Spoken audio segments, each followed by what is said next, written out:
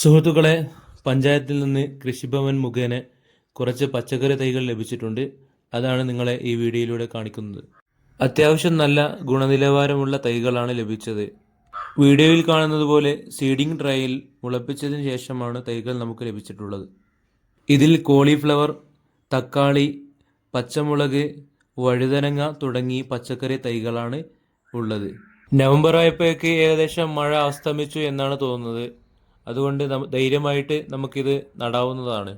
അത്യാവശ്യം നല്ല മഴ നമുക്ക് ലഭിക്കുന്നത് കൊണ്ട് തന്നെ കുമ്മായം ചേർക്കുന്നത് മണ്ണിലെ അമ്ലത്തെ നിയന്ത്രിക്കാൻ സഹായിക്കും. ഇതിൽ നിന്ന് ആദ്യമായി ഞാൻ നട്ടത് കുറച്ച് വഴുതനങ്ങയാണ്.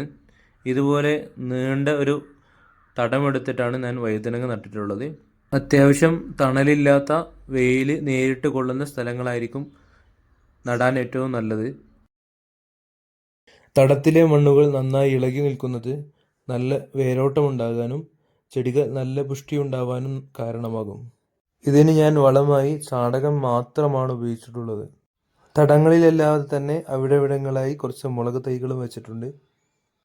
കുറച്ച് തൈകൾ ഇതുപോലെ ടെറസിൽ കൂടകളിൽ നട്ടിട്ടുണ്ട്.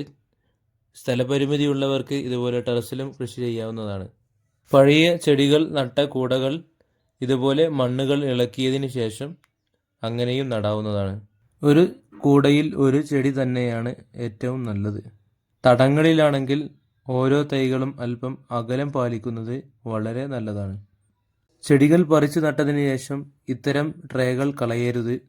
അത് നമുക്ക് വീണ്ടും ഉപയോഗിക്കാം. ചകിരിച്ചോറും അല്പം മണ്ണും ജൈവവളവും മിക്സ് ചെയ്ത് ട്രേയിൽ നിറച്ച് നമുക്ക് ചെറിയ വിത്തുകൾ നട്ട് മുളപ്പിക്കാം. കുറച്ച് മുളക് തൈകൾ ഇതുപോലെ ടയറിലായിട്ട് ഞാൻ നട്ടിട്ടുണ്ട്. ഈ ടയറിൽ മാത്രം ഞാൻ 2 ചെടികൾ വെച്ചിട്ടാണ് നട്ടിട്ടുള്ളത്. ബാക്കി കൂടകളിലും ചട്ടികളിലൊക്കെ ഒരു തൈ വെച്ചിട്ടാണ് പിടിപ്പിച്ചിട്ടുള്ളത്.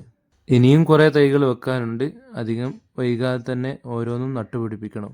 ടയറിലും അതുപോലെ കൂടകളിലും നല്ല പുതിയ കൂടകളിലും ഒക്കെ നട്ടതിന് പുറമെ ഇതുപോലെ എൽ ഷേപ്പിലായിട്ട് ഞാൻ കോളിഫ്ലവർ തടമെടുത്ത് നട്ടിട്ടുണ്ട്.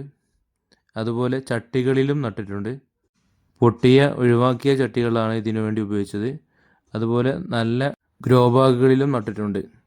അപ്പോൾ ഈ വീഡിയോ ഇഷ്ടപ്പെട്ടിട്ടുണ്ടെങ്കിൽ ലൈക്ക് ചെയ്യുക, ഷെയർ ചെയ്യുക. ഇതുപോലെയുള്ള നല്ല അറിവുകൾക്ക് വേണ്ടി ഈ ചാനൽ സബ്സ്ക്രൈബ് ചെയ്യുക.